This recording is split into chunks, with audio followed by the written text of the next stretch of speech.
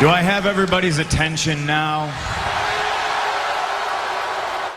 Les amis, ici c'est Catch la chaîne on parle catch, j'espère que vous allez bien les amis. Aujourd'hui preview de SmackDown, 3 trucs ont été annoncés, donc on va voir ça ensemble. Et je vais vous sortir une petite news aussi qui concerne Aleister Black et Andrade, donc on commence maintenant. Avant de commencer, j'aimerais vous demander de vous abonner, liker, commenter, partager, vous connaissez la chanson. Et on va au devant des 300 abonnés avant la fin mars les amis. Preview du SmackDown du 12 mars 2021. Donc on nous a prévu le retour de Big E. Big E fera son retour et fera face à la nouvelle personnalité d'Apollo Crews qui réclame son dû donc le titre intercontinental. Donc il nous donnera sa réponse au challenge d'Apollo Crews parce que Big E avait été blessé par Apollo Crews qui avait fait son heel turn via Big E. Donc on aura un face à face entre les deux. On enchaîne ensuite avec Kevin Owens qui fait son retour les amis, qu'on n'a pas revu depuis c'était quoi, c'était le Chamber je crois, c'était quoi le prochain, je me rappelle même plus de, on l'a plus revu depuis son match contre Roman Reigns. Il fait son retour maintenant, c'était au Royal Rumble, c'était le Rumble, voilà c'était le Rumble, on l'a plus revu depuis le Rumble. Et il revient et va nous présenter son émission, le Kevin Owens Show qui est de retour. Et ses invités sont Sasha Banks et Bianca Belair. Donc j'espère que les deux ça amènera à quelque chose. Reginald sera de la partie. Voilà, Reginald sera de la partie. Il y aura peut-être du Nia Jax et Shayna Baszler, c'est sûr et certain. Parce que on nous a annoncé comme nouveau match pour Fastlane, Sasha Banks et Bianca Belair iront affronter Nia Jax et Shayna Baszler pour les titres par équipe. Donc ça va partir en couille, à mon avis ça va venir. Il va y avoir un face à face et Kevin Owens va foutre sa merde entre Bianca Belair et Sasha Banks. Et ensuite à mon avis Nia Jax et Shayna Baszler vont arriver. Kevin Owens va dire bon c'est bon, moi j'ai fait mon taf, je me retire avec sa petite cravate là. Il va faire je me retire et ça va partir en couille entre les 4.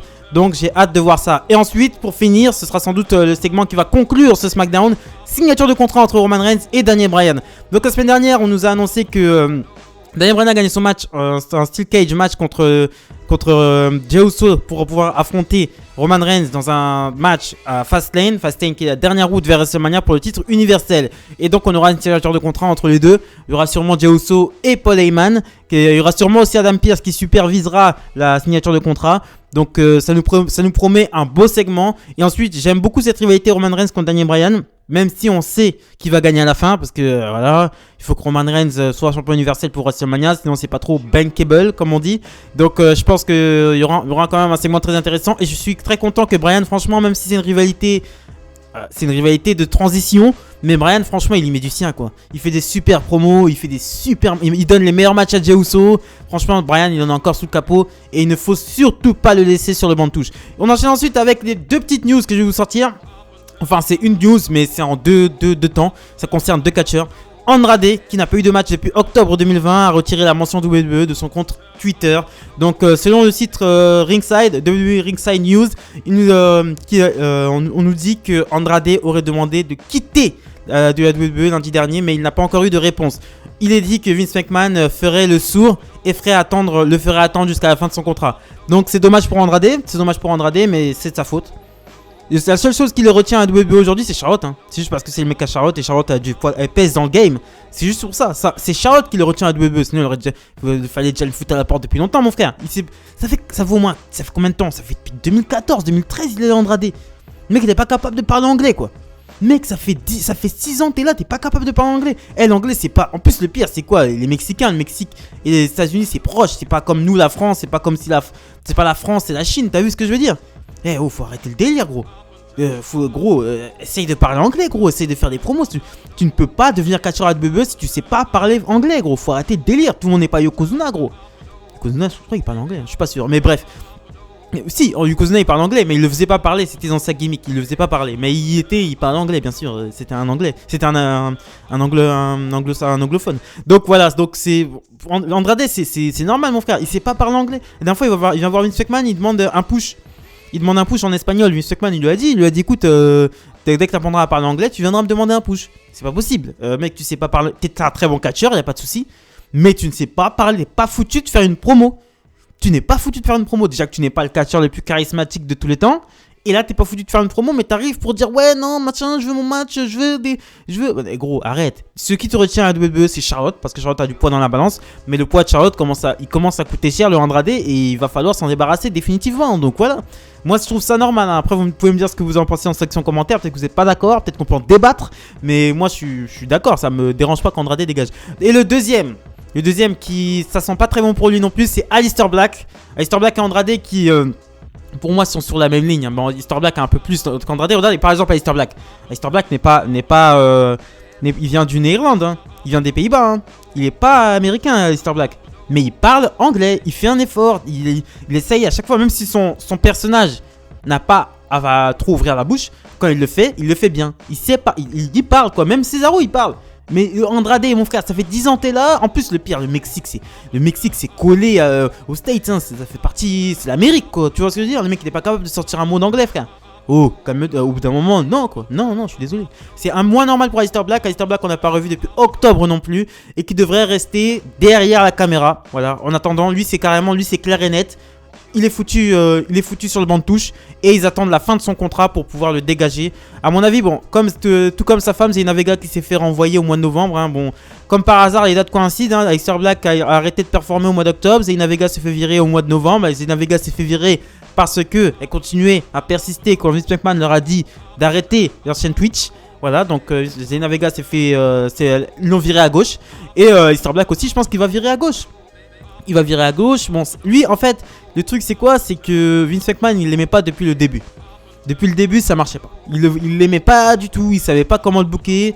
Il l'aimait pas sa personnalité. Il voulait pas. C'était Andrade et Aleister Black. C'était Paul Heyman qui les foutait en avant. Avec Cedric Alexander. Paul Heyman, il mettait vraiment ces trois-là en avant du côté de Raw l'année dernière. Parce que pendant le confinement, on voyait que Cedric Alexander, Apollo Crews, Aleister Black et Andrade, mais qu'il y a que Apollo Crews et Cedric Alexander qui s'en sont sortis, quoi. Alors que Cedric Alexander et Apollo Crews sur la carte l'année dernière étaient encore en bas par rapport à Aleister Black et Andrade. Mais c'est eux qui s'en sont sortis parce que Vince McMahon les aime bien. Même Cedric Alexander, Kurt Angle a révélé il n'y a pas longtemps que Cedric Alexander avait été avait refusé de faire un truc que Vince McMahon lui avait demandé. Et Vince McMahon l'avait sanctionné en le supprimant des écrans ou en le faisant jobber. Mais maintenant, à mon avis, il est revenu dans les petits papiers de Vince McMahon parce que là, il recevra un push avec le Hurt Business. Il est en train de dépasser la stratosphère avec le Hurt Business. C'est le Cruiserweight qui s'en sort le mieux, quoi. C'est le Cruiserweight, voilà, c'est le mec de 205 Live. C'est le mec qui a fait le Cruiserweight classique qui s'en sort aujourd'hui le mieux. Donc voilà, c'est très très intéressant. Mais Aleister Black, c'est dommage parce qu'il avait beaucoup de capacités, il était très bon in-ring, il avait un charisme, il avait un caractère, il avait la gimmick, il avait tout.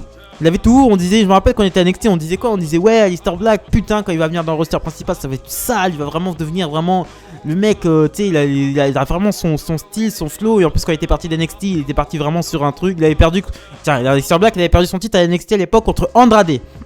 Il avait perdu contre Andrade qui avait récupéré le titre derrière. On se disait putain, à chaque fois en fait, avant la politique, c'était qu'à chaque fois qu'un champion NXT perdait son titre, il allait directement dans le roster principal. C'était ça la politique de NXT. Voilà, c'était de Kevin Owens à Bobby Roode aussi, il est passé par là. Sauf Tommaso Ciampa. Ciampa, il n'était pas passé par là. Mais Ciampa, c'était le dernier. Une fois qu'il y a eu Ciampa, après directement les champions NXT pouvaient rester du côté de NXT. Et NXT était un peu plus considéré comme une brand principale.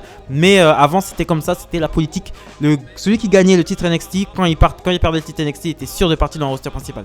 Mais là, c'est dans le roster principal, c'est retombé comme un soufflet, c'était pas possible. Le premier soir, je crois qu'il est arrivé peut-être 2-3 mois avant le confinement, c'était pas possible. Ensuite il est parti à SmackDown, il a fait un heel turn contre Kevin Owens, c'était horrible la rivalité, c'était wow. À chaque fois qu'il venait, il s'est fait crever l'œil. Seul fait marquant de Aleister Black dans le roster principal, c'est s'être fait crever l'œil par Seth Rollins, quoi.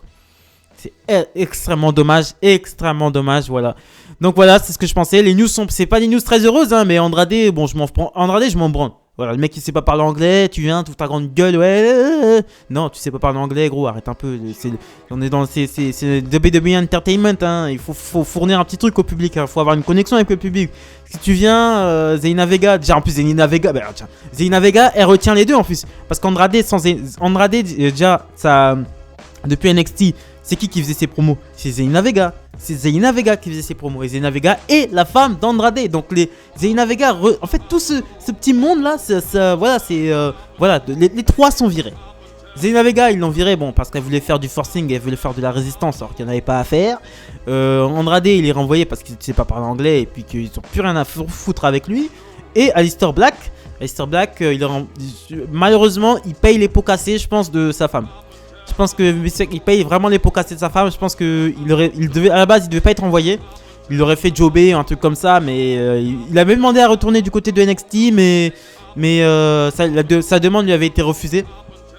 C'est ce qui est extrêmement dommage. Et ce qui veut dire qu'ils veulent vraiment s'en débarrasser. Parce que normalement, quand tu demandes de retourner du côté de NXT, ils ont fait revenir Ember Moon du côté de NXT. Pourquoi pas faire revenir Aleister Black? Aleister Black est un plus gros nom, est un plus gros big name que Ember Moon. Ok? Mais non, ils ont refusé. Ça veut dire qu'ils veulent le foutre à la porte. Ils veulent le faire disparaître des écrans et puis le faire partir d'une manière douce. Ce qui est dommage. Voilà. Ce qui est vraiment dommage. Donc on finit pas sur une bonne note, mais sur une note quand même. Abonnez-vous, likez, commentez, partagez. Extrêmement important pour 2.7 chaîne. On va au devant des 300 abonnés avant la fin mars, les amis.